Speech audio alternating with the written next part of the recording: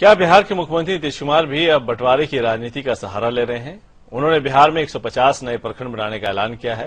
नीतीश ने जिस तरह से पटेल की मूर्ति को लेकर भी राजनीति शुरू की है, वो कई सवाल खड़े करता है। क्या बाढ़, सुखाड़ और शैक्षणिक रूप से पिछड़े बिहार का बदलाव के सपने के बीच नीतीश कहीं खो से गए हैं?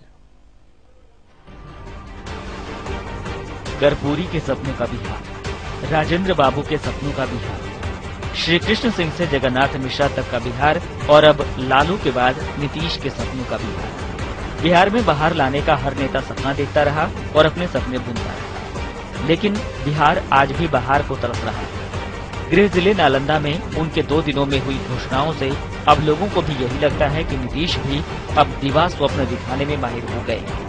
विशेष राज्य का सपना दिखाने वाले मुख्यमंत्री नीतीश कुमार अब खुद सपनों में खोते जा रहे हैं।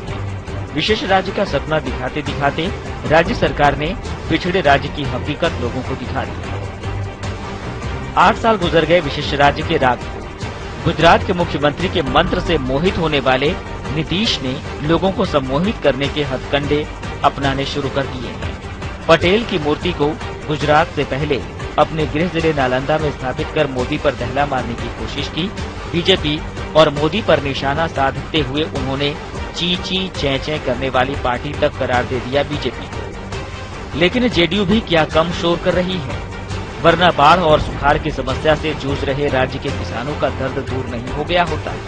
आपदा प्रबंधन मंत्री रेणु कुशवाहा बाढ़ पीड़ितों से घिरी नहीं होती, प्रखंडों में बाढ़ पीड़ित टूट नहीं पड़ते, सीओ साहब के कुर्ते नहीं फटते।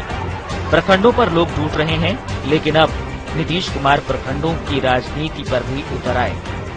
नालंदा के इस्लामपुर से वेन तक स्टेट हाईवे के सड़क के शिलान्यास के दौरान उन्होंने राज्य में 150 नए प्रखंडों के निर्माण की घोषणा जल्द करने का ऐलान भी किया।